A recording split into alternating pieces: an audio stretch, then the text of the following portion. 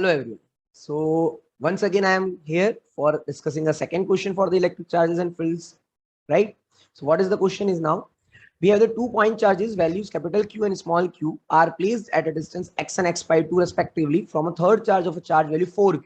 All charges being in the same straight line, आपको calculate the magnitude and nature of the charge capital Q such that the net force experienced by the charge capital Q is 0. So सबसे पहले that what we have to do, we have to frame the question. So what I have, आपको यहां से बोला है कि एक 4q charge से आपके पास दो चार्ज रखे गए q और स्मॉल q जो कि x और x by 2 डिस्टेंस पे, right?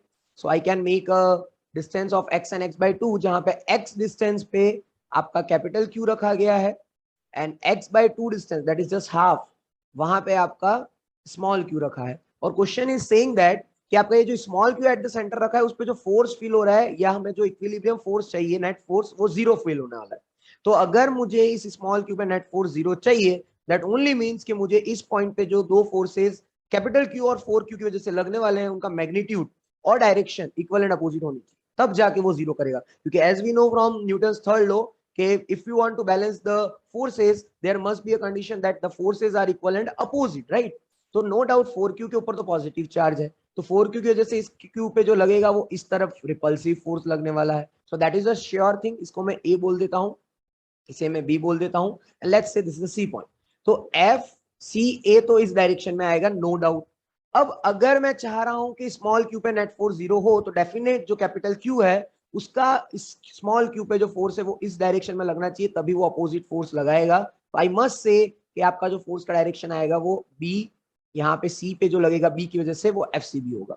So now that is a sure thing कि स्मॉल क्यू और कैपिटल क्यू के बीच में एक रिपल्सिव फोर्स लगना चाहिए. और अगर रिपल्सिव फोर्स लग रहा है तो again from the law of electrostatics what we can say कि आपका जो स्मॉल क्यू और कैपिटल क्यू है दे आर 100% लाइक चार्जेस. तो लाइक चार्जेस मतलब अगर ये पॉजिटिव है तो definitely it must be positive, अगर ये नेगेटिव है तो इट मस्ट बी नेगेटिव. मतलब ये जो कैपिटल क्यू है उसका नेचर, अगर मैं बोलूं नेचर ऑफ क्यू जो हम लेने वाले हैं वो क्या होना चाहिए, same as q and 4q. So that is first thing. आपका नेचर हमने फाइंड कर लिया है कैपिटल क्यू का, वो q और 4q के जैसा ही होगा, जो भी अगर पॉजिटिव है तो पॉजिटिव, नेगेटिव है तो negative. Now I want a magnitude. Magnitude के लिए आई मस्ट से कि आपका जो मैग्नीट्यूड ऑफ cb है that must be equal to ca, क्योंकि q पे नेट फोर्स 0 है. वो कब 0 होगा, जब दोनों फोर्सेस का मैग्नीट्यूड सेम हो.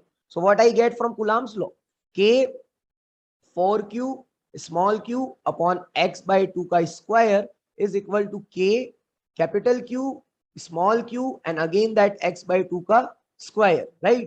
k से k cancel, x by 2 cancel, I get 1q is cancel from 1q, so I get q is equal to nothing but 4q. So that is my magnitude value for that capital Q. The magnitude should be equal to 4q, then only we have the condition कि जो आपका plus q centre में रखा है उस पे net force क्या feel होगा, 0. So thank you guys.